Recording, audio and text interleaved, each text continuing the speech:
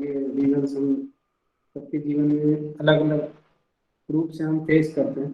तो हमने देखा कि भगवद गीता किस प्रकार बहुत प्रैक्टिकल ग्रंथ है, और अर्जुन के जीवन में जिस प्रकार की समस्याएं थी वो हम सबके जीवन में उस प्रकार की समस्याएं आती हैं।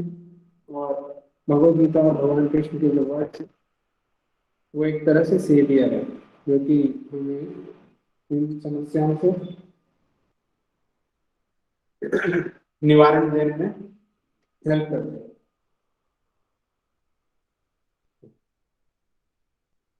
फिर अध्याय 2 में हमने देखा कि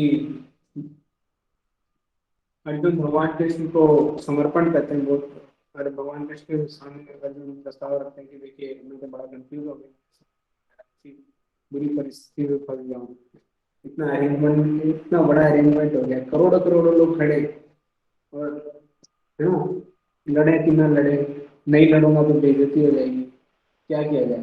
तो अर्जुन की एक तरह से ह्यूमिलिटी हम देखते हैं कि पूरे भरी सभा में इतने ज्यादा लोग इकट्ठे हैं, जहाँ पे अर्जुन को सबसे बड़ा धनुर्धर के रूप में माना जाता था, और पांडव वास्तविक रूप में पूरे ये कुरु डायनेस्टी है उसके वास्तविक रूप में उत्तराधिकारी थे। तो इतना बड़ा उनके पास पद था, फिर भी हम देखते हैं कि अर्जुन सबके सामने, भगवान कृष्ण के सामने समर्पित, अपने आप को समर्पित करते हैं। तो अर्जुन बताते हैं कि देखिए मेरी जो बुद्धि है कृपणता से ग्रसित हो गई है। कृपणता यानी कि बेसिकली कृपणता का हमने अर्थ समझा था कि फारसी में कृपण का अर्थ ये होता है जो कंजूस, एक शाब्दिक अर्थ है कंजूस, जो कि धन का संचय करता है। लेकिन शास्त्र में कृपण का अर्थ ये बताता है कि जो कि ऐसा व्यक्ति कृपण है जो अपने मनुष्य जीवन का जो लक्ष्य है, जो कि भगवान के धाम वापस लौटना या मुक्ति की प्राप्ति करना, उसको प्राप्त करने के बजाय अपना जीवन पशुओं के भांति, कुत्ते बिल्लियों के भांति बिता देता है, पूरा जीवन उसका खराब कर देता है। तो कई सारे लोग ज्वाइन कर रहे हैं, तो थोड़ा सा डिस्टर्ब हो रहा है इस कारण, कोई दिक्कत नहीं, स्टिल गो। तो फिर हम देखते हैं कि भगवान कृष्ण अर्जुन को अलग अलग रीजंस देना शुरू करते हैं। बेसिकली अर्जुन को कन्विंस करना शुरू करते हैं कि आप जो सोच रहे हो ठीक है, आपकी बात भी सही है, लेकिन 5 अलग अलग तरीकों से भगवान कृष्ण अर्जुन को, बेसिकली अर्जुन के आर्गुमेंट को खंडित करने का प्रयास करते हैं। पहला जो तर्क था वो था, हम देखते हैं कि भगवान कृष्ण अर्जुन को बताते हैं कि जो जीव है बेसिकली शरीर नहीं आत्मा है ना। हमने उसका पूरा प्रमाण देखा, कई सारे एग्जाम्पल्स देखे। तो जीव बेसिकली क्या है, शरीर नहीं आत्मा। तो उस प्लेटफॉर्म में भी भगवान कृष्ण बताते हैं देखो आप अपने परिजनों को वध करोगे लेकिन वास्तविक रूप में वो मारे नहीं जाएंगे उनको, क्योंकि आत्मा को कोई मार नहीं सकता। जैसे शरीर है ना, एज के साथ व्यक्ति जो आत्मा है एज के साथ अपना शरीर बदलती है, वैसे ही जब मृत्यु हो जाती है तो एक आत्मा अपना शरीर बदल देगा, नेक्स्ट शरीर में उसका प्रवेश होगा। जैसे कि एक छोटा सुमित था, 21 साल का सुमित है और बूढ़ा सुमित, तो तीनों फेजेस ऑफ लाइफ में जो सुमित है वो तो सेम ही व्यक्ति है। तो वैसे ही जब शरीर खत्म होगा तो दूसरा शरीर प्राप्त होगा, लेकिन आत्मा तो नहीं रहेगी। तो कई सारे हम आगे भी सोचते हैं, उसके बाद भगवान बताते हैं इसको ज्ञान द्वारा खंडित बताया गया, खंडन बताया गया। उसके बाद भगवान कर्म कांड द्वारा अर्जुन के आर्गुमेंट को खंडित कर, कर्म कांड यानी कि भगवान बताते हैं देखिए शास्त्रों में कर्म कांड का विधान दिया गया। कर्म कांड यानी कि यज्ञ में आहुति डालना, किस पर्पज के लिए, आत्मसंतुष्टि के लिए आहुति डालना, आत्मसंतुष्टि यज्ञ में आहुति डालना। और उसका जो उसकी जो विधि है बेसिकली उस विधि, वो ऐसी विधि है कि व्यक्ति भले आत्मसंतुष्टि के लिए कार्य कर रहा है लेकिन वो विधि का पालन करने में धर्म, क्योंकि वो भगवान की प्रसन्नता के लिए की जा रही है, क्योंकि उसी धीरे करके उसका प्यूरिफिकेशन। तो कर्म कांड द्वारा भी बेसिकली भगवान अर्जुन को बताते हैं कि अगर आप युद्ध करेंगे तो आपका फायदा होगा।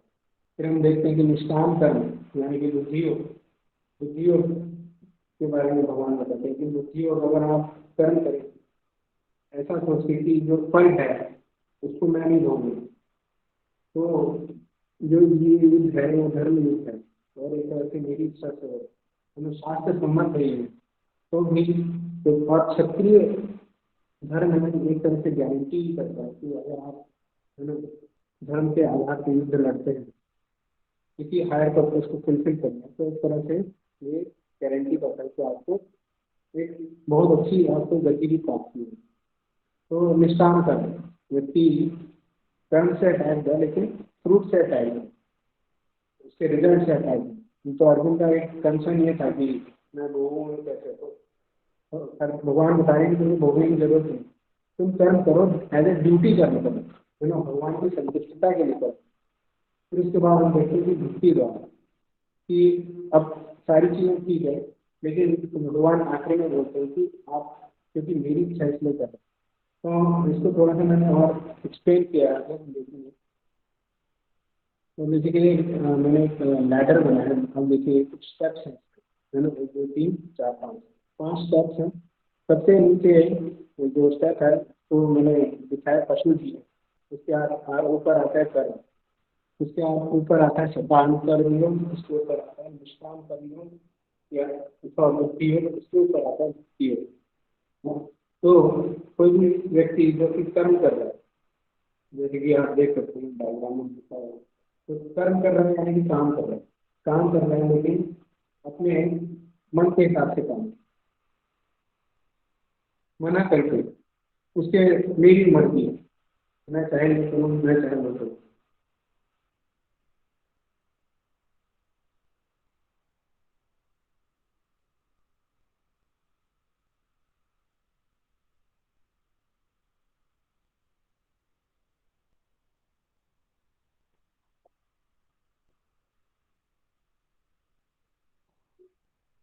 आप सबको ऑडियो आ रही है मेरी?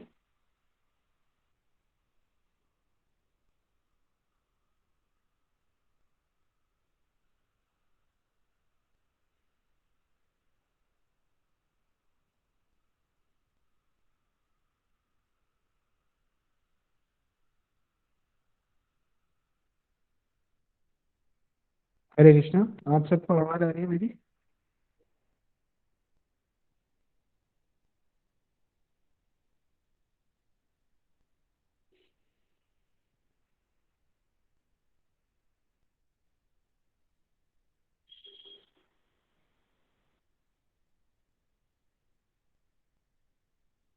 हरे कृष्णा। It's not clear. आवाज आ रही है यार?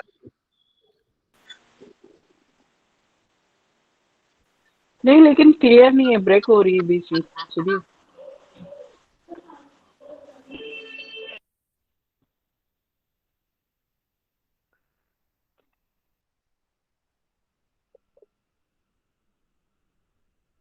हरे कृष्णा, आप सब मेरी आवाज सुन सकते हैं?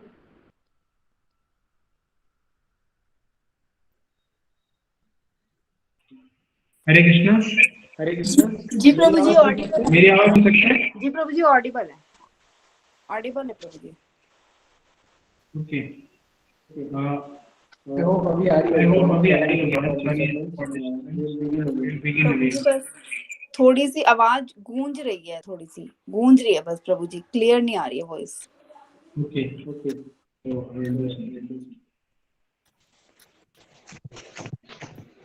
अब आवाज आ रही है? हाँ, ओके, थैंक ईयरफोन लगा के बोलो, आवाज आएगी तेज। यू। बेटा आप ईयरफोन लगाओ। ईयरफोन शायद ज्यादा नहीं लगा।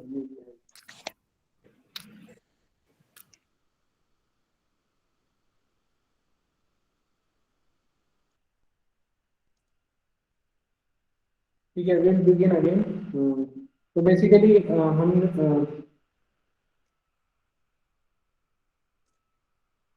निष्काम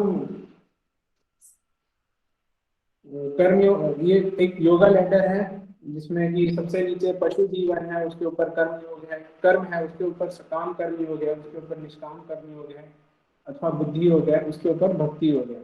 तो बेसिकली कोई भी कोई भी व्यक्ति या जीवात्मा अपना जीवन पशु कुत्ते बिल्लियों की तरह बिता रहा होता है जब तक कि वो अपने जीवन का लक्ष्य समझ नहीं रहा होता।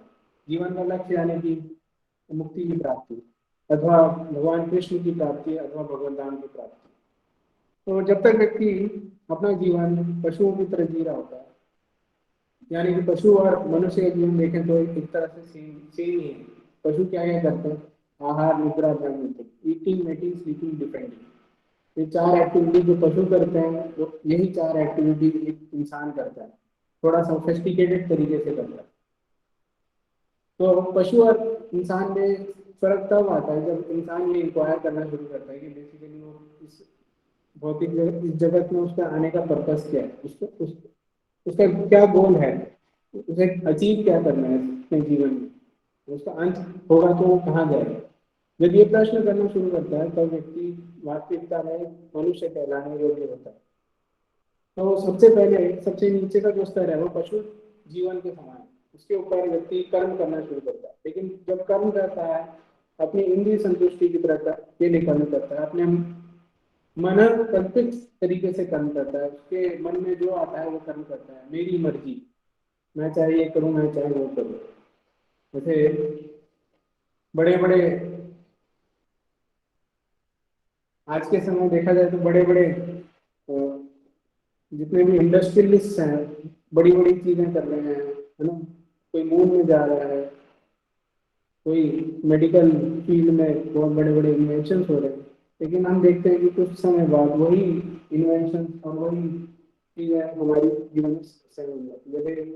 जैसे मुझे याद है, मैंने पढ़ा था अपने टेक्स्ट बुक में कि जब जिस व्यक्ति ने प्लास्टिक का इन्वेंशन किया था उसको नोबेल प्राइज दिया गया। Plastic was a boon, was seen as a boon, बहुत बड़ी चीज देखी जा रही थी प्लास्टिक, लेकिन वही प्लास्टिक 20 साल बाद एक बहुत बड़ी संसार के लिए समस्या बन जाता है। आज की डेट में तो प्लास्टिक ऐसी स्थिति में है कि प्लास्टिक को बैन करने की बात की जाए।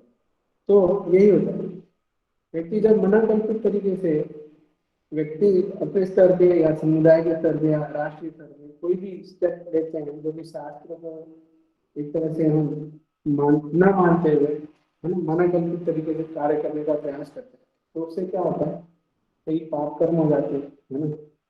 हो सकता है कि हम कई अच्छे कर्म नहीं कर रहे, है ना। मैं फॉर एग्जाम्पल एक पुणे में एक बहुत बड़ा इंडस्ट्रियलिस्ट था, उसने उसने एक बहुत बड़ा फीस्ट कराया, है ना। क्यों फीस्ट कराया कि उसने एक मन्नत मांगी थी कि अ, अगर मेरा ये काम हो जाएगा तो मैं बहुत बड़ी फीस कराऊंगा गरीबों को।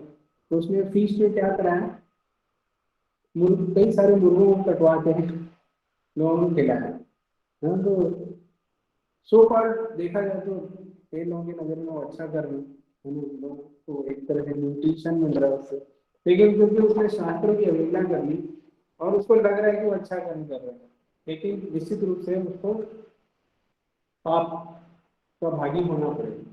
तो हम कई सारे अच्छे काम करते हैं, लेकिन क्योंकि हमें अच्छे कर्म वास्तविकता में है क्या उसकी समझ नहीं है, तो हम गलती कर रहा है बैठते हैं। जैसे कि कोई व्यक्ति बच्चों को पढ़ा है, लेकिन वो बच्चे आगे चल के क्या बन रहे हैं, कोई टेररिस्ट बन रहा है, कोई वायलेंस कर रहा है। देखिए कई सारे लोग हैं वो आगे जाकर टेररिस्ट बनते हैं, उन्हें बहुत अच्छी अच्छी पढ़ाई की होती है, तो क्योंकि उन्होंने कैरेक्टर को नहीं देखा, क्योंकि उनको उनकी समझ विकसित नहीं थी, इसलिए बेसिकली जो कर्म वो कर रहे हैं वो उनके कर्म का बंधन में बन रहा है। तो कई बार हमसे पाप कर्म हो जाते हैं क्योंकि मना करके होता है, कई बार हमसे अच्छे कर्म होते हैं लेकिन वो कर्म का बंधन नहीं, है ना। कई अच्छे कर्म करते हैं तो अच्छे कर्म में हमें कर्म में मान, जैसे अच्छे कर्म अगर हम करते हैं तो उसके रिजल्ट हमें फ्यूचर में कुछ अच्छे कर्म अच्छे अवसरों के रूप में हमें मिलता है, लेकिन फिर उन अच्छे सेंस ग्रेविटी के अवसरों में हम संलग्न होते हैं जब, तो हमें और करने होगा। फिर हम देखते हैं कि आगे अगर कर्म बंधन में हम फंसते हैं तो हमारा जीवन बेसिकली कुत्ते बिल्लियों की तरह हम निर्वाह करते हैं, है ना। और अपना एक गोल्डन अपॉर्चुनिटी था जो कि ह्यूमन फॉर्म ऑफ लाइफ मिला था, जो कि बहुत रेयर है, उसको हम गवा हैं। इसके बाद हम देखते हैं दूसरा स्टेप आता है सकाम कर्म योग। अब योग की बात होगी, यानी कि जो काम व्यक्ति कर रहा है उसको एक तरह से ट्रांसेंडेंट से कनेक्ट करने का प्रयास कर रहा है। ट्रांसेंडेंस यानी कि भगवान से कनेक्ट करने का प्रयास कर रहा है, यानी कि वो कर्म कर रहा है लेकिन शास्त्र सम्मत कर्म कर रहा है। उसके कर्म करने का प्रभाव उसकी इंद्रिय की तुष्टि ही है ना। वो अपने इंद्रियों को तुष्ट करना चाह रहा है लेकिन शास्त्र सम्मत कर रहा है। तो शास्त्र सम्मत कर रहा है यानी कि यज्ञ अनुष्ठान कर रहा है, चीजों को अच्छे से कर रहा है। शास्त्रों में जैसे दिया गया है उनकी बातों को मान रहा है, लेकिन उसके जो परिणाम आ रहे हैं उन कर्मों को करने के, उसको वो खुद भोग रहा है। तो भगवान कृष्ण बेसिकली ऐसे कर्मों को भी खंडित करते हैं। क्यों खंडित कर रहे हैं? क्योंकि ये वापस से व्यक्ति कर्म के बंधन में बांधता है। अगर वो उसके जो कर्म के हैं उसके परिणाम को खुद भोगता है तो एक तरह से क्या होता है, कर्म का बंधन, कर्म के चक्र में वो फंस जाते हैं। जैसे हमने पिछले क्लास में डिस्कस किया था, बेसिकली कर्म का बंधन हमारा बेसिकली बनता है, हमारे मन में कुछ ऐसे संस्कार फंस जाते हैं। कई बार हम कुछ कर्म में संलग्न होते हैं तो अच्छे कर्म होते हैं, इसलिए हम उनको भोगते हैं। तो भोगने जब भोगते हैं तो निश्चित रूप से हमको कई सारे पाप भी होते हैं और कई सारे अच्छे कर्म भी होते हैं। जब अच्छे कर्म, पाप कर्म तो एक बंधन का कारण है ही, और अच्छे कर्म भी एक बंधन का कारण है। क्योंकि अच्छे कर्म जब हम करते हैं, उनका भोग करते हैं, तो इन अच्छे कर्मों से तरह से एक संस्कार हमारे चेतना में चलता है जो कि हमें और कर्म करने के लिए प्रेरित करता है। तो बेसिकली एक कर्म का बंधन है। तो भगवान सकाम कर्म को भी खंडित कर दो, ये भी ठीक नहीं। भले शास्त्र सम्मत है ना, यज्ञ अनुष्ठान किया जा रहा है, लेकिन उसका जो फल है व्यक्ति खुद ही हो, तो ये भी एक तरह से ठीक नहीं। इसके बाद आता है निष्काम कर्म योग। निष्काम कर्म ये बहुत स्पेशल है।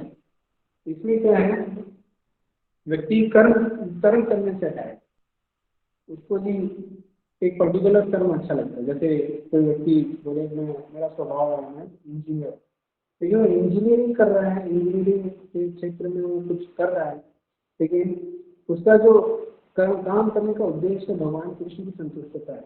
जैसे अर्जुन के जीवन में हम देखते हैं, अर्जुन वाला वॉरियर, अर्जुन क्षत्रिय थे, लड़ाई लड़ रहे थे, लेकिन उनके लड़ाई लड़ने का पर्पज क्या था? भगवान कृष्ण को प्रसन्न करना। हालांकि अर्जुन को हम निष्काम कर्म योग बोल रहे हैं, लेकिन अर्जुन वास्तविकता में एक भक्ति योगी है। लेकिन क्योंकि भक्ति योगी जो होता है वो निष्काम कर्म योगी भी होता है, तो इसलिए हम ये एग्जाम्पल कोट कर सकते हैं। तो अर्जुन बेसिकली उनके जीवन में देखते हैं कि अर्जुन वॉरियर थे, देखने में लग सकता है कि क्योंकि वॉरियर थे और बेसिकली और कोई काम उनको सूट नहीं करता, तो वो भगवान को लड़के प्रसन्न कर लेंगे। तो ऐसे कोई भी व्यक्ति अपने जीवन में अलग अलग कार्य क्षेत्र में काम कर रहा है, लेकिन अगर उसके जीवन के केंद्र कृष्ण है अथवा भगवान है, तो और उसका जो फल आ रहा है, उस कर्म का जो फल आ रहा है उसको वो भगवान को वापस से अर्पित कर रहा है, तो निष्काम कर्म योग कहलाता है ये। और ये बेसिकली व्यक्ति को किसी भी प्रकार के कर्म बंधन में बंधने नहीं देता और मुक्ति प्रदान करता। तो भगवान कृष्ण अर्जुन को बोल रहे हैं कि आप निष्काम कर्म योग करिए, यानी कि आप अपनी बुद्धि को ऐसे यूज करिए जिससे कि आप कर्म करें लेकिन आप कर्म के बंधन में नहीं फंसे। कैसे न फंसे? आप उसका जो फल है उसको भगवान को अर्पित कर दीजिए। इसके बाद आता है भक्ति योग। भक्ति योग में बेसिकली केंद्र में कृष्ण होते हैं और जो कर्म है वो भी कृष्ण की प्रसन्नता के लिए किया जाता है, और जो उसका जो रिजल्ट है, रिजल्ट में बेसिकली यह होता है कि हमारा भगवान के साथ एक दिव्य संबंध स्थापित होता है। भगवान के साथ जो संबंध है उसको 5 रसों में डिवाइड किया गया: माधुर्य रस, वात्सल्य रस, साक्ष्य रस, शांत रस और दास्य रस। तो बेसिकली इसकी बहुत बड़ी चर्चा है, हम सुनी जाएंगे। तो जो भक्ति योग है उसके भी कई सारे स्टेजेस हैं, लेकिन ये एक ऐसा योगा प्रोसेस है जिसमें क्या होता है, व्यक्ति कर्म के बंधन में नहीं फंसता, दूसरा भगवान के साथ उसका दिव्य संबंध स्थापित हो जाता है। बेसिकली हमारा गोल यही होना चाहिए कि हम ऐसे योग में जुड़े जिससे कि हमारा जो संबंध है दिव्य स्तर पे भगवान के साथ स्थापित हो। हमने देखा कि निष्काम करने में व्यक्ति कर्म से क्या है ना, लेकिन वो अपना रिजल्ट भगवान को अर्पित कर रहा है। और भक्ति योग में बेसिकली क्या हो रहा है कि वो कर्म से भी हटा है, वो कोई भी कर्म करने के लिए क्या है, भगवान अथवा भगवान के रिप्रेजेंटेटिव उसको जो भी कर्म करने में संलग्न करते हैं बेसिकली उस कर्म को करने के लिए हमेशा रहते हैं।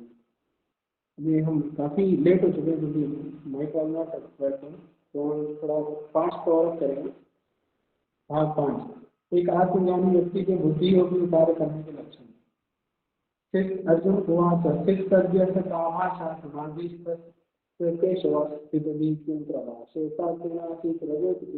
अर्जुन ने कहा, हे कृष्ण, अध्यात्म में चेतना वाले व्यक्ति के क्या लक्षण है, वो कैसे बोलता है और उसकी भाषा क्या है, वो किस तरह बैठता है और चलता है। श्री भगवान उवाच प्रजहाति यदा कामान् सर्वान् पार्थान् मनोरथान् आत्मन्येवात्मनः तुष्टास्ति प्रज्ञस्तदुच्यते।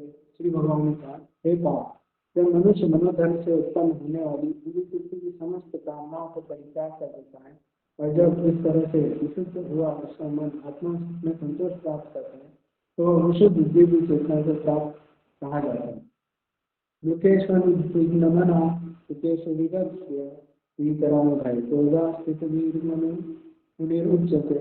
जो तय पापों 3 पापों से होने पर भी मन में विचलित नहीं होता अथवा सुख में प्रसन्न नहीं होता और जो शक्ति भय तथा क्रोध से मुक्त है तो स्थिर मन वाला मुनि कहलाता है।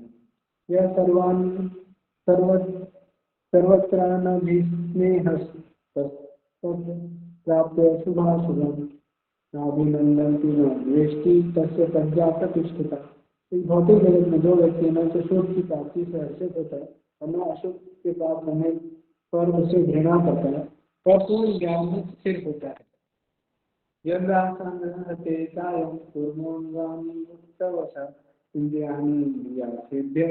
प्रज्ञा प्रतिष्ठिता। जिस प्रकार कछुआ अपने अंगों को संकुचित करके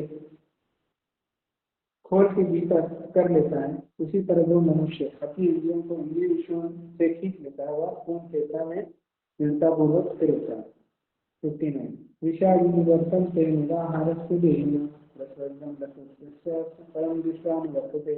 देहधारी जीव इंद्रिय भोग से भले ही निवृत्त हो जाए पर उसमें इंद्रिय भोगों की इच्छा बनी रहती है, लेकिन उत्तम रस के अनुभव होने से ऐसे कार्यों को बंद करने पर वह भक्ति में स्थिर हो जाता है।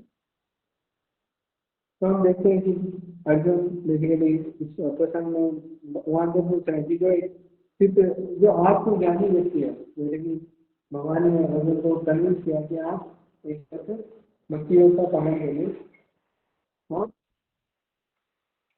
समाधि में स्थित हो। तो बेसिकली आप उन्नत पुरुष की व्यक्ति हो और आपको निष्काम कर्म करना चाहिए, निष्काम कर्म से ऊपर भक्ति योग में करना चाहिए।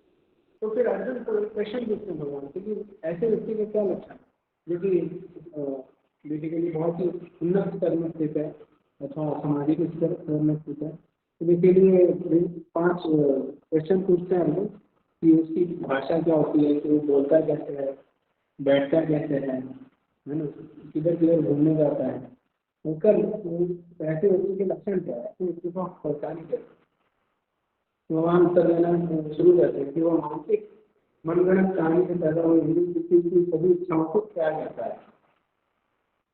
वो अपने मन के स्वयं में संतुष्ट, अपने मन से स्वयं में संतुष्टि पाता है, यानी कि वो हमेशा भगवान को अपने अंदर देखने का प्रयास करता है और किसी भी प्रकार की सुख सम सर्व धर्म हमेशा अपने आप को सम रखने का प्रयास करता है। बेसिकली वो हम उसको जो इस जगत की जितनी ड्युअलिटी है, ड्युअलिटी इसका मतलब सर्दी गर्मी, मान अपमान, यश अपयश, ऐसे जीवन में हर किसी के है ना द्वंद्व आते हैं।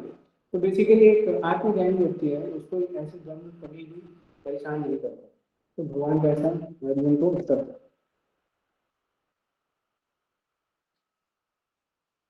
आत्मज्ञानी के क्या लक्षण है आगे भगवान बताते हैं कि आसक्ति भय और क्रोध से मुक्त होता है, अच्छाई और बुराई से अप्रभावित और पूर्ण ज्ञान में दृढ़ रहता है, भगवान की सेवा से प्राप्त उच्च स्वाद के आधार पर अपने इंद्रियों को मानसिक रूप से दूर रखता है। जो जितने भी प्रकार के भोग हैं क्योंकि भगवान की भक्ति में संलग्न है, तो भगवान की भक्ति के साथ उसका एक तरह से दिव्य संबंध स्थापित हो चुका है। जैसे हमने डिस्कस किया था कि 5 प्रकार के रस है, उसमें वो अपने आप को स्थापित कर चुका है, तो उससे जो उसको एक हायर टेस्ट मिल रहा है, तो बेसिकली उसको लोअर टेस्ट परेशान नहीं कर रहा।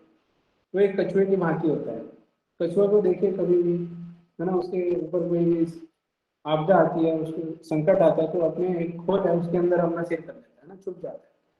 तो वैसे ही एक आत्मज्ञानी व्यक्ति है, जब देखता है कि भगवान की सेवा का अवसर है तो वो अपने इंद्रियों को निकाल देता है। जब देखता है कि अवसर नहीं है, यानी कि, है ना, उसको कोई खतरा लग रहा है, यानी कि उसको लग रहा है कि मैं कहीं फंस ना जाऊँ, है ना, बहुत ही जरूरत में, तो वो अपने इंद्रियों को खींच लेते हैं, यानी कि वो हमेशा पर्पसफुल कार्य ही करता है।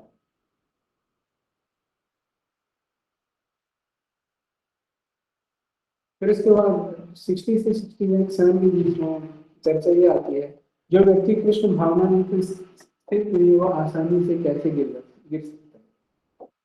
भगवान बोलते हैं ये तो यह कि पांडे और पुरुषस्य उपस्थिता जैसा मानना है। हे अर्जुन, इंद्रियां इतनी प्रबल तथा वेगवान है कि वे उस व्यक्ति पुरुष के मुक्त होने पर पूर्वक कर लेती हैं जो हमें वश में करने का प्रयत्न करता है। तानि सर्वाणि संयम्य वित्तासीत् मत्परः वशेन्द्रियस्य इंद्रियाणि तस्य प्रज्ञा प्रतिष्ठिता। जो इंद्रियों को पूर्णतः वश में रखते हुए इंद्रिय संयम करता है और अपनी चेतना को निर्भय स्थिर कर देता है, वह मनुष्य स्थिर बुद्धि बनाता है। ध्यायते शांतता संगस्तेषु जायते संगात् संजायते कामं कामात् क्रोधो विजायते।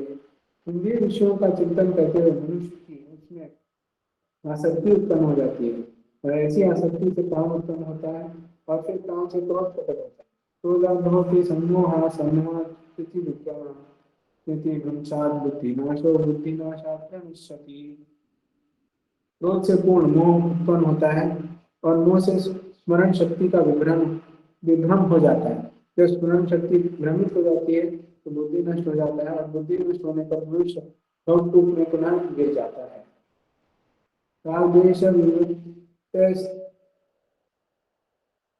रागद्वेषविमुक्तस्तु विषयानिन्द्रियश्चरन् आत्मवश्यैर्विधेय आत्मा प्रसादात्मधिगच्छति। किंतु समस्त राग तथा द्वेष से मुक्त एवं अपने इंद्रियों को स्वयं द्वारा वश में करने से समस्त व्यक्ति भगवान की पूर्ण कृपा प्राप्त कर सकता है। प्रसादे सर्व दुखानां हानि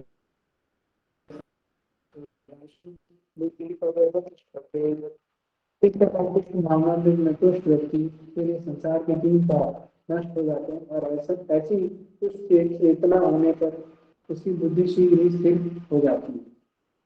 नास्ति बुद्धिर्युक्तस्य न चायुक्तस्य भावना न चाभावयत् शांति प्रशांतस्य पिता सुखम्। जो कृष्ण भावना में परमेश्वर से संबंधित नहीं है उसकी न तो बुद्धि दिव्य होती है और न ही मन स्थिर होता है। इसके बिना शांति की कोई भी संभावना नहीं। शांति के बिना सुख हो भी कैसे सकती है। इंद्रियाणां चरतां यन्मनो अनुविधीयते तस्य हरति प्रज्ञान वायुर्नावं भस्मी। इस प्रकार पानी में तैरती नाव प्रचंड वायु दूर बहा ले जाती है, उसी प्रकार विचरणशील इंद्रियों में से कोई एक इस पर मन निरंतर लगा रहता है, मनुष्य की बुद्धि को हर देती है। इसके बेसिकली हमने इस सेक्शन में देखा कि किस प्रकार एक बार अपना माइक थोड़ा चेक कर लीजिए, माइक क्लियर नहीं आ रही आवाज, सब किसी को भी क्लियर नहीं हो रही, एक बार चेक करिए। ईयरफोन से चेक कर सकते हैं एक बार।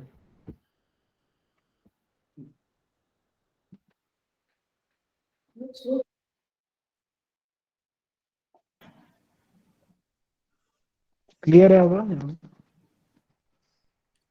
हरे कृष्णा। हाँ अब एकदम क्लियर है। Okay fine. हाँ अब एकदम क्लियर है। Thank you. हरे कृष्णा प्रभु जी, जब भी आप बोल रहे हैं कुछ भी समझ इतनी देर से कुछ भी समझ नहीं आया मुझे, तो मतलब कि वॉइस आ भी रही है और कट भी रही है और समझ नहीं आ रहा बिल्कुल भी। ओके, वॉइस बहुत ब्रेक हो रही है आपकी। ठीक है। अब सही है, क्लियर है आवाज? हरे कृष्णा। अभी तो जब आप पूछते हैं तब ठीक होता है, लेकिन जब आप दोबारा स्टार्ट करते हैं तो थोड़ा सॉरी। सा ब्रेक हो जाता है बीच तो में। बेसिकली अब हम आगे बढ़ते हैं। हाँ, अब सही है, अब सही है, अब सही है। अभी ठीक है, होपफुली है। तो ठीक है। बेसिकली अब प्रयास करेंगे कि जितना हमने चर्चा किया उसको फिर से दोहरा सके। तो मैं क्षमा चाहता हूँ, तो टेक्निकल फॉल्ट है कुछ, इसको फाइंड आउट करने का प्रयास किया जाएगा। तो बेसिकली भगवद गीता में जो शरीर है उसको एक रथ से कंपेयर किया गया है, और ये आप बहुत इंस्ट्रक्टिव डायग्राम देख सकते हैं। तो इसमें जो शरीर है वो एक रथ है, उसकी जो घोड़े हैं, 5 घोड़े, 5 हमारी 5 इंद्रियां होती हैं उसके समान है। 5 इंद्रियां क्या क्या हमारी? 5 इंद्रियां त्वचा, नाक, मुंह, आंख, कान, है ना। तो ये 5 इंद्रियां हमारी रथ के घोड़े हैं, और जो बुद्धि है वो ड्राइवर है, और ड्राइवर जो चाबुक से हाँक रहा है वो हमारा मन है, और जो पैसेंजर है वो हमारी आत्मा है। तो भगवान यही बोल रहे हैं कि जब कोई भी इंद्रिय किसी भी इंद्रिय वस्तु में ज्यादा संलग्न हो जाती है, तो बेसिकली पूरे के पूरे रथ को हमारे डिसबैलेंस कर देती है। तो आप देख सकते हैं, अगर ये रथ में 5 घोड़े हैं, अगर 5 घोड़े अलग अलग डायरेक्शन में भागना शुरू करेंगे तो रथ का क्या होगा, है ना। प्रैक्टिकली पूरा रथ ब्रेक डाउन कर जाएगा। तो वैसे ही एकदम बहुत ही ज़्यादा इंस्ट्रक्टिव डायग्राम है। आगे हम बढ़ते हैं। तो जो व्यक्ति कृष्ण भावना में तो स्थिर नहीं है, वह आसानी से कैसे गिर सकता है ना। यह तो ही अपी कौनते है पुरुषस्य विपश्चिता, यानी कि ऐसा व्यक्ति जो कि विपश्चित है, पूर्ण विवेक वाला, बहुत इंटेलिजेंट व्यक्ति है। इंद्रियाणी प्रमाणथीनी हरंती प्रसभम मना, यानी कि इंद्रिय जो उसके जो सेंस ऑर्गन्स हैं, जो कि हमने अभी पहले डिस्कस किया, 5 सेंस ऑर्गन्स हैं, वो इतने स्ट्रांग हैं कि व्यक्ति को कभी भी, है ना, व्यक्ति का जो रथ है उसको कभी भी डिसबैलेंस कर सकते हैं। तो इसके कई सारे बहुत ही प्रोमिनेंट एग्जांपल्स हैं, हम देख सकते हैं। कई सारे ऋषि मुनि गण हैं, वो भी, है ना, विमोहित हो जाते हैं, अपने पथ भ्रष्ट हो जाते हैं, और फिर उसके बाद कई सारा अपना समय बर्बाद कर देते हैं। विश्वामित्र मुनि, है ना। लेकिन वहीं पे हम देखते हैं कि जो एक हायर टेस्ट में स्थित है, जैसे कि 2.59 में हम डिस्कस करते हैं, बेसिकली 2.67 में हम जो डिस्कस करते हैं, विषया विनिवर्तन्ते निराहारस्य देहिन रसवर्जम रसोप्यस्य परम दृष्टवा निवर्तते। उसमें भगवान बोल रहे हैं कि ऐसा व्यक्ति जो कि एक तरह से हायर टेस्ट में स्थित है, हायर टेस्ट यानी कि एक तरह से भगवान के साथ दिव्य संबंध में स्थित है, उसको लोअर टेस्ट यानी कि जो 5 इंद्रियों से प्राप्त होने वाले जो टेस्ट हैं उसको ज्यादा प्रभावित नहीं करते, और वो अपने आप को स्थिर रख पाता है। तो भगवान इस चीज को ग्लोरीफाई कर रहे हैं, बेसिकली अर्जुन को बता रहे हैं कि तुम एक तरह से हायर टेस्ट में स्थित हो, है ना। तो जो तुमको परेशानी हो रही है, ये परेशानी किस कारण हो रही है? ये लोअर नेचर के कारण हो रही है। लोअर नेचर बेसिकली जो तुम्हारे इंद्रियों का जो स्तर है, इंद्रियों की जो डिमांड्स है उसको फुलफिल करने के लिए जो प्रबल इच्छा उत्पन्न हो रही है, उसके कारण तुम्हारा ये लोअर नेचर प्रकट हो रहा है। ठीक है। तो वहीं इस फोटो में हम देख सकते हैं कि हरिदास ठाकुर है, बेसिकली उनके पास वैश्या आई थी और अपने आप को ऑफर कर रही थी, लेकिन हरिदास ठाकुर उसको क्यों टुकरा पाए? क्योंकि वो पूर्णतः भगवान के भजन में स्थित थे। और साक्षात माया देवी आई हरिदास ठाकुर को चेक करने के लिए। माया देवी परम सुंदरी, इस ब्रह्मांड की सबसे सुंदर स्त्री, तो वो हरिदास ठाकुर को विचलित करने के लिए आई, लेकिन हरिदास ठाकुर उनको भी क्या बोल पाए, उनको भी मना कर पाए, क्योंकि एक तरह से भगवान के साथ वो हायर टेस्ट में स्थित थे। इसके बाद बहुत इंपॉर्टेंट श्लोक है, तानि सर्वाणि संयम युक्त आसीत मत्परः वशे यस्य इंद्रियाणि तस्य प्रज्ञा प्रतिष्ठिता। युक्त आसीत मत्परः का मतलब अपनी चेतना मुझ पर स्थिर कर। जो जो एक भक्ति योगी है बेसिकली वो अपनी सारी इंद्रियों को भगवान कृष्ण पर स्थित करने का प्रयास करता है। वो अपने कानों को भगवान के, है ना, भगवान की कथाओं को सुनने के लिए यूज करता है। अपने जो लिप्स हैं उससे भगवान का गुणगान करता है। अपनी आंखों से भगवान का दर्शन करने का प्रयास करता है। अपनी नाक से भगवान के जो ऑफर्ड फ्लावर्स हैं उसको सूंघता है। अपने हाथों को यूज करता है भगवान की सेवा करने में। तो बेसिकली अर्जुन को भगवान कृष्ण यही बोल रहे हैं कि मत तरह आप बनो, यानी कि पूर्णतः मुझसे कनेक्ट हो, तो बेसिकली आप जीवन के रहस्य को समझ पाओगे। आगे बढ़ते हैं। इसके बाद बहुत इंपॉर्टेंट श्लोक आता है, ध्याय तो विषान पुंसा संगस्तेषु उपजायते, यानी कि एक बेसिकली वर्लपूल है जिसमें व्यक्ति फंस जाता है एक बार, तो उससे निकलना एक तरह से मुश्किल है। तो ये वर्लपूल कैसा है कि जो इंद्रिय है, जब इंद्रिय विषयों का चिंतन करने लगते हैं, है ना, तो एक तरह से आसक्ति उत्पन्न हो जाती है। आसक्ति के बाद काम उत्पन्न होता है, और काम उत्पन्न होने के बाद जब फुलफिल नहीं होता वो डिजायर, तो क्रोध उत्पन्न होता है। वो क्रोध जब उत्पन्न होता है तो पूर्ण मोह, एक तरह से इल्यूजन क्रिएट हो जाता है। व्यक्ति कंफ्यूज हो जाता है, उसको समझ भी नहीं आता उसके साथ क्या हो गया। उससे क्या होता है, उसकी सारी स्मृति है वो भ्रमित हो जाती है, अपनी बुद्धि को खो दे बैठता है, और उसके साथ उसके बाद उसका पतन हो जाता है। तो बेसिकली एक वर्लपूल है। तो भगवान वार्न कर रहे हैं, अगर हम अपने इंद्रियों को, है ना, किसी इंद्रिय वस्तु में लगाएंगे तो ये बहुत खतरनाक वर्लपूल है, उसमें हम फंस सकते हैं। फिर उसके बाद हम आगे बढ़ते हैं। आप पूर्व, ये बेसिकली चैप्टर का एंड है। ये इस प्रकार, आपूर्यमाणम अचलम प्रतिष्ठम समुद्रमपि प्रविशन्ति यद्वत् तद्वत् कामा यम प्रविशन्ति सर्वे स शान्तिमाप्नोति न कामकामी। जो पुरुष समुद्र में निरंतर प्रवेश करती रहने वाली नदियों के समान इच्छाओं के निरंतर प्रवाह से विचलित नहीं होता और जो सदैव स्थिर रहता है, वह शांति प्राप्त कर सकता है, वह नहीं जो ऐसी इच्छाओं को तुष्ट करने की चेष्टा करता हो। तो बेसिकली हम सबके जीवन में अलग अलग इच्छाएं आती हैं, लेकिन वही व्यक्ति वास्तविक रूप में शांति को प्राप्त कर सकता है जो कि इन इच्छाओं को टॉलरेट करे, है ना। जैसे कि एक समुद्र में अलग अलग पानी आते हैं, पानी आता रहता है लेकिन जो समुद्र का जो स्तर है वो हमेशा वही बना रहता है ना। ऐसा कभी नहीं होता कि समुद्र ऊपर बढ़ गया और नीचे घट गया, है ना। वो बेसिकली समुद्र उसके अंदर आने वाली नदियों से प्रभावित नहीं होता। वैसे ही व्यक्ति को कैसा होना चाहिए, उसके अंदर जितनी भी इच्छाएं आ रही है, बेसिकली इच्छाएं आती हैं क्यों आती है, क्योंकि इंद्रिय है, और इंद्रिय का काम है अलग अलग डायरेक्शन में भागना। जैसे हमने घोड़ा देखा था, चैरियट, चैरियट में जो घोड़े हैं अलग अलग डायरेक्शन में भाग रहे हैं, अलग अलग सोच है सबकी, सबके अलग अलग डिमांड्स हैं। लेकिन जो एक स्थिर व्यक्ति है तो अपनी इंद्रियों से विचलित नहीं होता। विहाय कामान्य सर्वान तमाशरति निस्पृह निर्ममो निरंकार स शांतिम अधिगच्छति। जिस व्यक्ति ने इंद्रिय तृप्ति की समस्त इच्छाओं का परित्याग कर दिया है, जो इच्छाओं से रहित रहता है और जिसने सारी ममता त्याग दी है तथा अहंकार से रहित है, वह वही वास्तविक शांति प्राप्त कर सकता है। ऐसा ब्राह्मी स्थिति पार्थ नाम प्राप्त विमहयति स्थित्वा स्यामंत कालेपि ब्रह्म निर्वाणम इच्छति। यह आध्यात्मिक तथा ईश्वरीय जीवन का पथ है जिसे प्राप्त करके मनुष्य मोहित नहीं होता। यदि कोई जीवन के अंतिम समय में भी इस तरह स्थिर हो तो वह भगवत धाम को प्राप्त होता है। ठीक है, तो हम चैप्टर 2 को यहीं पे एंड करेंगे। अब चैप्टर 3 में हम आगे बढ़ेंगे बेसिकली।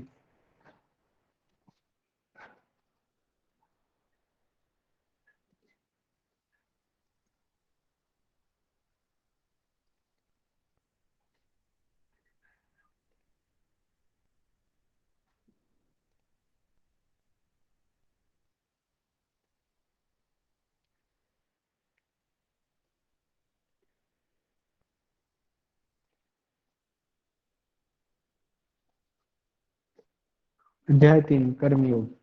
तो हमने अभी तक चर्चा की, बेसिकली भगवान ने अध्याय 2 में पूरा भगवद गीता को सारांश रूप से बता दिया। भगवद गीता में जितना भी सब्जेक्ट मैटर है चैप्टर 2 में सारा का सारा कवर अप हो चुका है। जो हमने देखा कि भगवान कृष्ण ने लगभग अर्जुन के सारे प्रश्नों का जवाब दे दिया अलग अलग स्तरों से, है ना। यानी कि अर्जुन या किसी भी स्तर में स्थिर हो, कर्म कांड के स्तर में स्थित हो, है ना, निष्काम कर्म के स्तर में स्थित हो, सकाम कर्म के स्तर में स्थित हो, यानी कि कर्म कांड के स्तर में स्थित हो, बुद्धियों के परिस्थिति में स्थित हो, या भक्ति योगी में स्थित हो, तो हर एंगल से भगवान कृष्ण ने अर्जुन को युद्ध करने के लिए कन्विंस करने का प्रयास किया। तो बेसिकली जितने भी हमने पथ डिस्कस किए, सारे पथों से अगर अर्जुन युद्ध करता है तो बेसिकली उसको फायदा होगा, है ना। हमने अभी चैप्टर 2 में ये देखा। पूरे भगवद गीता में बेसिकली हमने पाएंगे कि इन्हीं टॉपिक्स पे डिस्कशन है मोटा मोटा। फिर उसके बाद जो चैप्टर 3 है उसमें अर्जुन फिर अपना कंफ्यूजन प्रस्तुत करता है भगवान के सामने। तो आप देखेंगे 3.1 अर्जुन उवाच जयसी चेत कर्मणस्ते मता बुद्धिर्जनार्दन तत्किं कर्मणि घोरे माम नियोजसी केशव। अर्जुन ने कहा, हे जनार्दन, हे केशव, यदि आप बुद्धि को सकाम कर्म से श्रेष्ठ समझते हैं तो फिर आप मुझे इस घोर में युद्ध में क्यों लगाना चाहते हैं। तो अर्जुन बेसिकली कंफ्यूज हो रहा है। सकाम कर्म से बुद्धि योग तो श्रेष्ठ है, निष्काम कर्म योग श्रेष्ठ है सकाम कर्म योग से, यानी कि सकाम मतलब अपने फायदे के लिए काम अगर करना है उससे तो श्रेष्ठ है, तो आप मुझे युद्ध में क्यों लगाना चाहते हैं। तो अर्जुन ये बेसिकली पूछ रहा है कि सकाम मैं जो लड़ूंगा उससे तो मेरा फायदा होगा ना, तो मेरा फायदा होगा तो ये कर्म का बंधन बनेगा। तो आप मुझे एक तरफ कहते हो कि आप निष्काम कर्म करो, है ना। उसको अर्जुन को ये लग रहा है कि निष्काम कर्म का अर्थ है कि उसको अब छोड़ देना चाहिए और भगवान की भक्ति करना चाहिए बैठ के। फिर आगे देखिए क्या कहते हैं। बड़े चैलेंजिंग तरीके से अर्जुन भगवान के सामने अपना प्रस्ताव रखते हैं। व्यामी श्रेणे व वाक्य न बुद्धि मोहे वेकम वद निश्चित ये न श्रेयो हम आपनुयाम। अपने व्यामी श्रेय अनेकार्थ उपदेशों से मेरी बुद्धि मोहित हो गई, अतः कृपा करके निश्चय पूर्वक मुझे बताएं कि इनमें से मेरे लिए सर्वाधिक श्रेयस्कर क्या होगा। बेसिकली तत्किम कर्मणि मतलब अर्जुन जिस प्रकार प्रश्न पूछ रहे हैं, है ना, तो एक व्यक्ति को भी प्रश्न पूछना चाहिए, है ना, स्पिरिचुअल मास्टर से अपने, और किसी भी प्रकार का हेजिटेट नहीं करना चाहिए, हेजिटेशन नहीं रखना चाहिए। बेसिकली जैसे अर्जुन ने प्रश्न पूछा वैसे हर किसी को एक प्रमाणिक स्रोत के पास जाके प्रश्न पूछना चाहिए, है ना। किसी पॉलिटिशियन या किसी नेता या किसी बिजनेसमैन के पास जाएंगे तो शायद ही आपको सही जवाब मिले, बल्कि ऐसे व्यक्ति के पास जाना चाहिए वो वास्तविक रूप में निष्काम भाव से भगवदगीता को पालन करने का प्रयास कर रहे हैं। इसके बाद 3.3 से 3.9 के बीच में निष्काम कर्म हो गया, उसके बारे में चर्चा है। श्री भगवान उवाच लोकेऽस्मिन् विधा निष्ठा पुरा प्रोक्ता मया नघ ज्ञान योगेन सांख्यानाम कर्म योगेन योगिनाम। श्री भगवान ने कहा, हे निष्पाप अर्जुन, मैं पहले ही बता चुका हूँ कि आत्म साक्षात्कार का प्रयत्न करने वाले 2 प्रकार के पुरुष होते हैं। कुछ इसे ज्ञान योग द्वारा समझने का प्रयत्न करते हैं, तो कुछ भक्ति में सेवा के द्वारा। न कर्मणामनारंभान् नैष्कर्म्यं पुरुषोऽश्नुते न च संन्यासनादेव सिद्धिं समधिगच्छति। न तो कर्म से विमुख होकर कोई कर्म फल से छुटकारा पा सकता है और न केवल संन्यास से सिद्धि प्राप्त की जा सकती है। न ही कश्चित् क्षणमपि जातुतिष्ठ्य कर्मकृत् कार्यते हि वश कर्म सर्व प्रकृतिजैर्गुणैः। प्रत्येक व्यक्ति को प्रकृति से अर्जित गुणों के अनुसार विवश होकर कर्म करना पड़ता है, अतः कोई भी क्षण भर के लिए भी बिना कर्म किए नहीं रह सकता।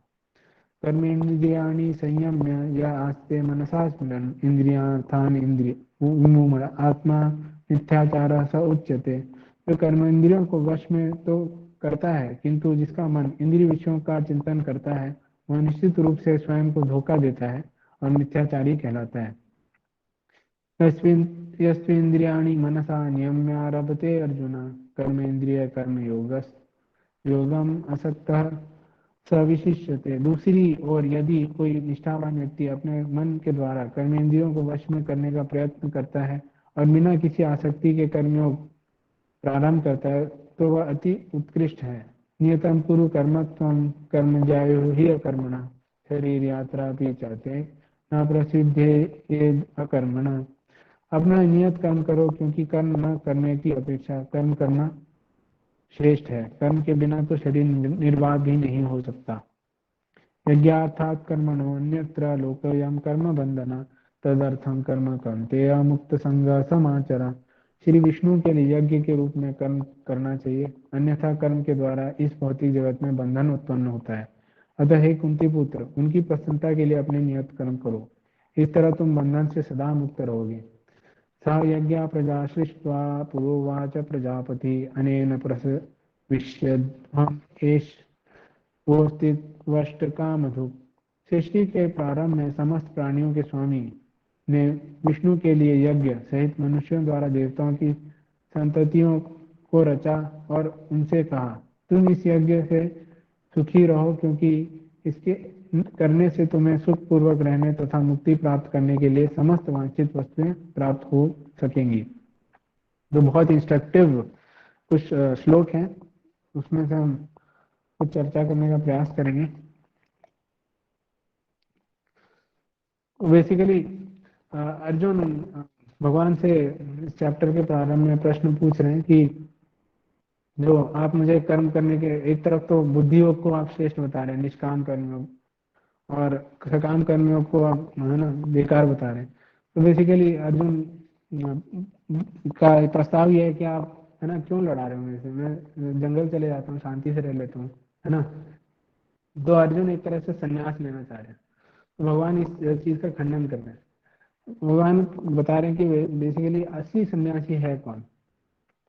असली सन्यासी वो है जो कि है ना उसके मन में कई सारी भावनाएं हैं इंद्रिय तृप्ति करने की, लेकिन उसने क्योंकि ड्रेस डाल दिया इसलिए सन्यासी बन गया, या उसने उसकी जो सकाम भावनाएं थी उसको उसने छोड़ दिया अचानक से, है ना, तो सन्यासी बन गया।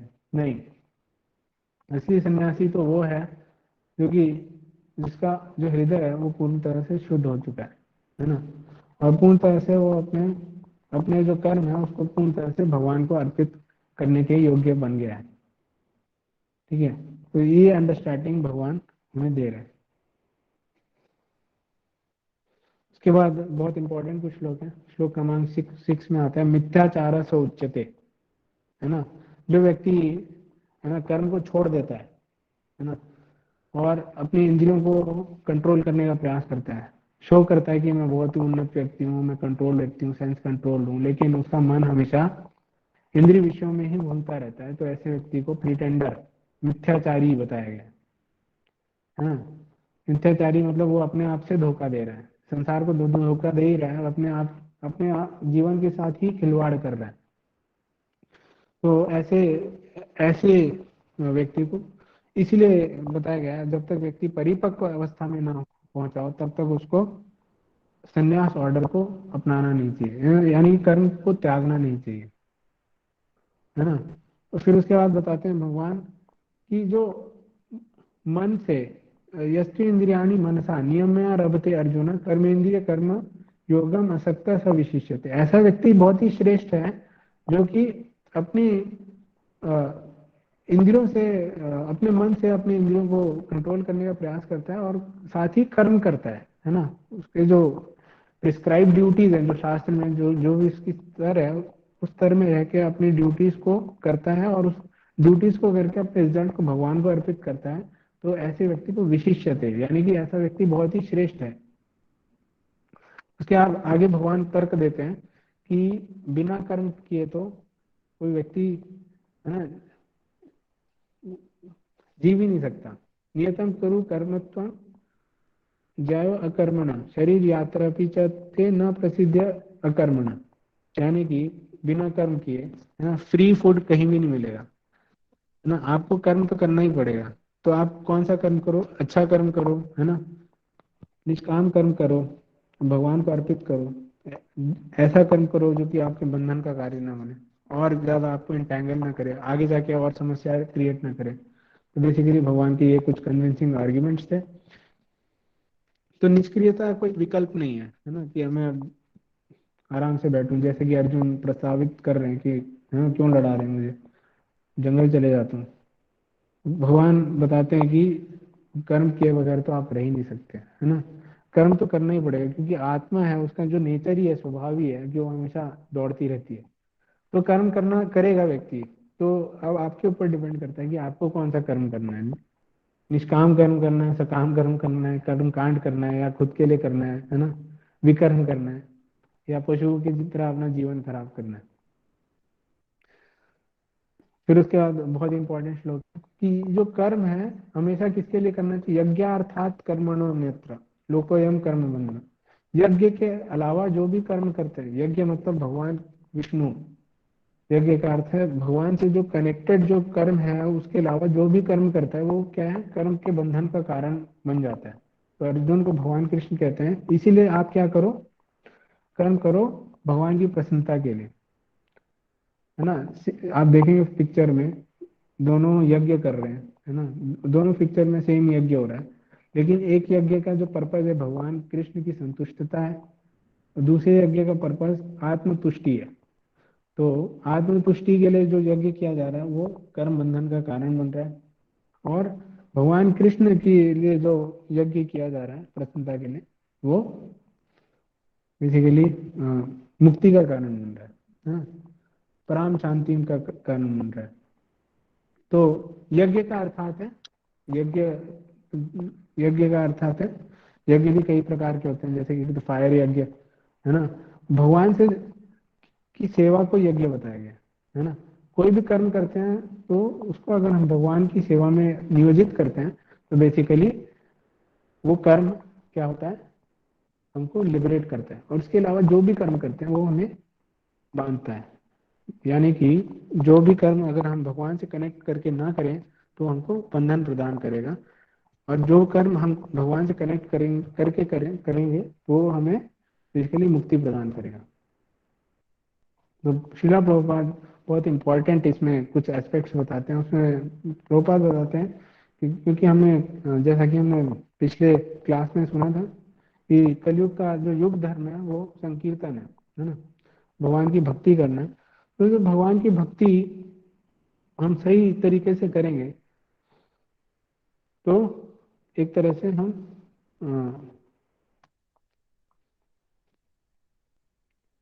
जीवन के लक्ष्य पे सही ढंग से अग्रसर हो पाएंगे, है ना। जैसे कि आप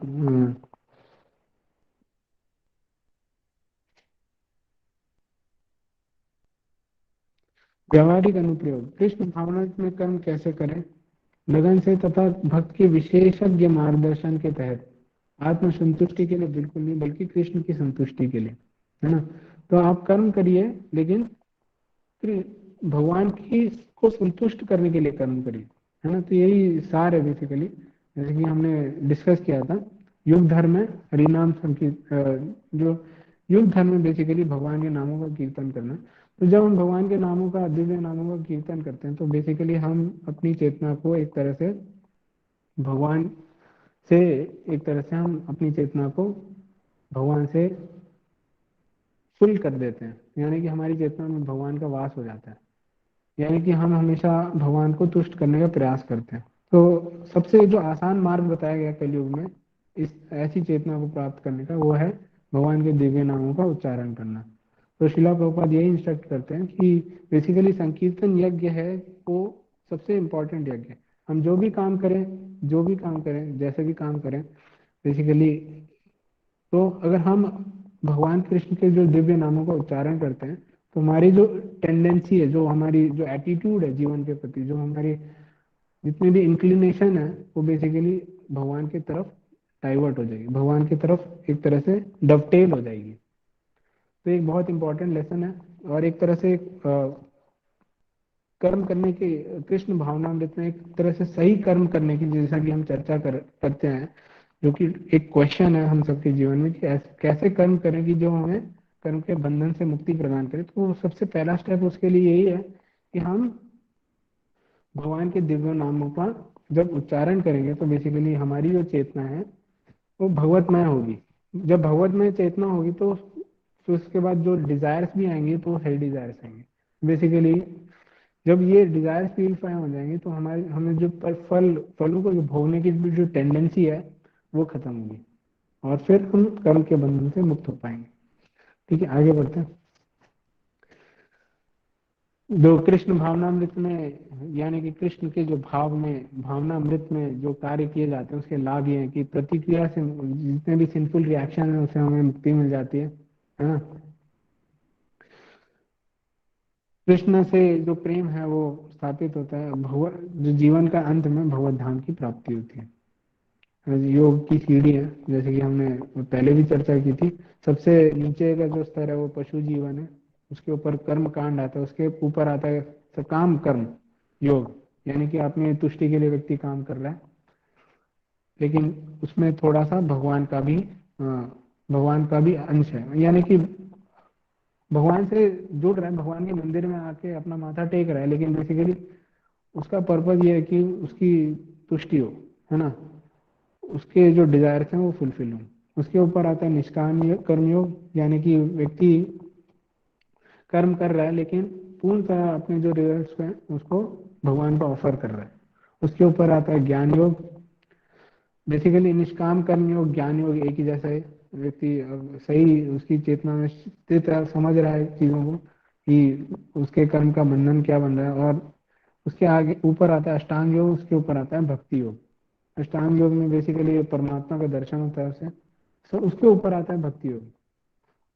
सबसे उन्नत जो स्थिति है भक्ति योग, क्योंकि भक्ति योगी जो भी कर्म कर रहा है वो सिर्फ और सिर्फ ट्रांसेंडेंस के लिए, यज्ञ के लिए कर रहा है, और उसके बंधन का कोई कारण हो ही नहीं सकता। तो भक्ति योग के भी कई सारे स्तर हैं। तो भक्ति योग, अब कोई बोले कि अगर मैं जब योग की सीढ़ी चढ़ता हूँ तो क्या मुझे सबसे पहले कर्म कांड करना पड़ेगा, फिर उसके बाद सकाम कर्म करना पड़ेगा, फिर निष्काम कर्म करना पड़ेगा? नहीं, भक्ति योग एक बहुत स्पेशल एक एलिवेटर है। एलिवेटर मतलब ये सीढ़ी है। सबसे पहले पशु जीवन, उसके नेक्स्ट स्टेप में कर्म कांड, उसके नेक्स्ट स्टेप में सकाम कर्म योग। लेकिन भक्ति योग एक तरह से एक एलिवेटर के समान है। एलिवेटर मतलब समझ रहे हैं, लिफ्ट के समान है, जो कि सीधा पशु जीवन से व्यक्ति को सबसे उन्नत अवस्था में स्थापित कर देता है। ये जो ट्रिक है हम आगे डिस्कस करेंगे। और भगवद गीता का भी यही सेंट्रल थीम है कि कोई भी व्यक्ति, है ना, जैसे अर्जुन स्वयं लड़ाई लड़के भी भगवान के परम सिद्धि को प्राप्त कर पाते हैं, है ना। तो कोई भी व्यक्ति उसे इस पर्पस को हासिल कर सकता है विदाउट चेंजिंग हिज प्रोफेशन, है ना। वो कैसे, उसका क्या ट्रिक है वो हम आगे डिस्कस करेंगे। उसके लिए सबसे इंपॉर्टेंट है कि किसी शुद्ध भक्त को समर्पित करे वो अपने आप को पहले, फिर उसके बाद साधना भक्ति है, उसके बाद भाव भक्ति है, फिर उसको निश्चित रूप से उसको प्रेमा भक्ति की प्राप्ति होगी। 3.10 से 3.16 के बीच में कर्म कांड से कर्मयोग की चर्चा की गई। कर्म कांड से कर्मयोग में कैसे अग्रसर हुआ जाए उसकी चर्चा।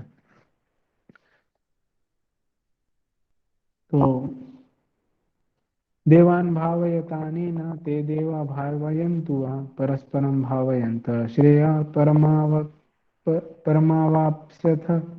यज्ञों के द्वारा प्रसन्न होकर देवता तुम्हें भी प्रसन्न करेंगे, और इस तरह मनुष्यों तथा देवताओं के मध्य सहयोग से सबों को संपन्नता प्राप्त होगी। इष्टान भोगान ही वो देवा दास्यन्ते यज्ञ भाविता तैर्दत्तान प्रदायेभ्यो यो भुंक्ते तेन एव च। जीवन की विभिन्न आवश्यकताओं की पूर्ति करने वाले विभिन्न देवता यज्ञ संपन्न होने पर प्रसन्न होकर तुम्हारी सारी आवश्यकताओं को पूर्ति करेंगे, किंतु जो इन उपहारों को देवताओं को अर्पित किए बिना भुगता है वह निश्चित रूप से चोर है। यज्ञ शिष्टा शिनाशंतो मुच्यन्ते सर्वकिल विषय भुंजते ते तो पापा ये भजन्ते आत्म कारणान। भगवान की भक्ति सभी प्रकार के पापों से मुक्त हो जाते हैं, क्योंकि वे यज्ञ में अर्पित किए भोजन को ही खाते हैं। अन्य लोग जो अपनी इंद्रिय सुख के लिए भोजन बनाते हैं वे निश्चित रूप से पाप खाते हैं। अन्नात् भवति भूतानि पर्जन्यादन्न संभव यज्ञ भवति पर्जन्य यज्ञ कर्म समुद्भव। सारे प्राणी अन्न पर आश्रित हैं जो वर्षा से उत्पन्न होता है। वर्षा यज्ञ संपन्न करने से होती है और यज्ञ नियत कर्मों से उत्पन्न होता है। कर्म ब्रह्मोद्भवम विद्धि ब्रह्माक्षर समुद्भवम तस्मात् सर्वगतम ब्रह्म नित्यम यज्ञ प्रतिष्ठितम। वेदों में नियमित कर्मों का विधान है और ये साक्षात श्री भगवान से प्रकट हुए हैं। फलतः सर्वव्यापी ब्रह्म यज्ञ कर्मों में सदा स्थित रहता है। एवं प्रवर्तितम चक्रम नानावर्तयतीह अघायुरिंद्रिया रामो मोघम पार्थ स जीवति।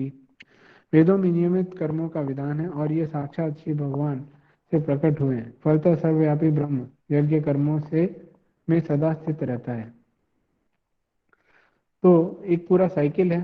तो इसमें बताया गया कि भगवान ने जो सृष्टि की रचना की थी उसमें बेसिकली भगवान ने एक यज्ञ की विधि भी दी थी साथ में, जिससे कि व्यक्ति यज्ञ करके अपने आप को तुष्टि अपने जीवन के लक्ष्य में अग्रसर हो सके। यानी कि योग की सीढ़ी है जो कि हमने डिस्कस किया, उसमें धीरे धीरे करके अग्रसर हो सके, कर्मकांड करे, कर्मकांड में कर्मकांड करने के लिए जो वैदिक अनुष्ठान है वो करे, उससे उसकी प्रगति होगी। तो सकाम कर्म योग करेगा, सकाम कर्म में उसे निष्काम कर्म होगा।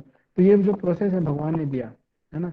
इस प्रोसेस में बेसिकली क्या किया भगवान ने, जितने भी चीजों को जीवन निर्वाह करने के लिए जितनी भी चीजें होती है, जैसे कि वर्षा है ना, वर्षा सबसे इम्पोर्टेंट चीज है जिससे फूड ग्रेन्स आते हैं। तो उसको क्या किया, यज्ञ के ऊपर डिपेंडेंट बनाया है ना। तो बेसिकली तो एक तरह से भगवान ने मार्ग प्रशस्त किया, जिससे कि कोई भी व्यक्ति है ना जो इस प्रॉपर चैनल को पालन कर सके, तो बेसिकली जो जीवन का पर्पस है उसको हासिल कर सके। तो कर्म कांड का बेसिकली हम पर्पस समझते हैं।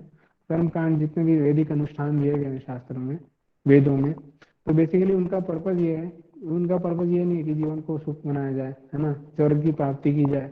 उनका पर्पस बेसिकली क्या है, अपने आप को निष्काम बनाया जाए, भगवान को पूर्णतः समर्पित किया जाए। भगवान फिर आगे बोलते हैं कि यज्ञ शिष्टा सिनासंतो, कि यज्ञ में जो अ, कर्म है, यानी कि मुझे ऑफर्ड जो कर्म है उसका जो लोग उसको फिर एज अ प्रसाद ग्रहण करते हैं, तो वो कर्म का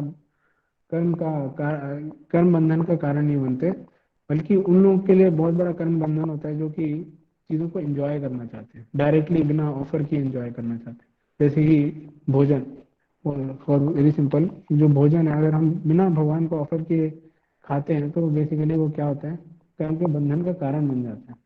और वही भोजन जब हम भगवान को ऑफर करके खाते हैं तो वही भोजन क्या है, बेसिकली हमारे मुक्ति का कारण बनता है। तो बेसिकली ये पूरा साइकिल है। आप थोड़ा देख सकते हैं। सबसे पहले जीव है। जीव किस पर जीवित रहता है, खाद्यान्न पर जीवित रहता है।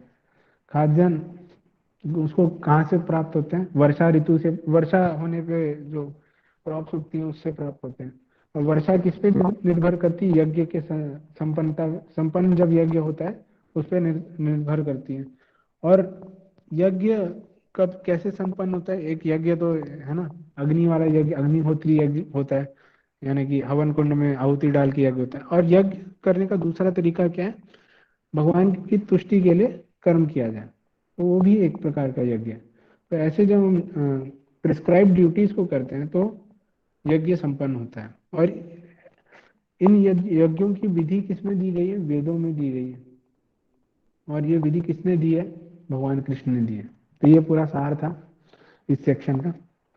तो हम यहीं पे अभी विराम लेंगे क्योंकि 8 बज गए और मैं ज़्यादा आपका समय नहीं लूंगा। किसी का कोई प्रश्न, टिप्पणी, मैं ओपन करूंगा।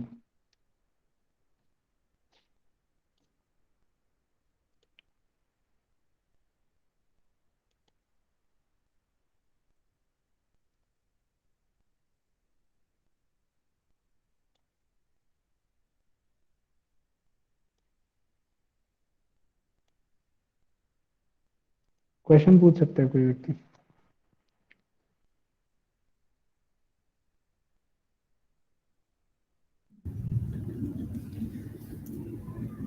वो थोड़ी सी तो सही याद कर दीजिए।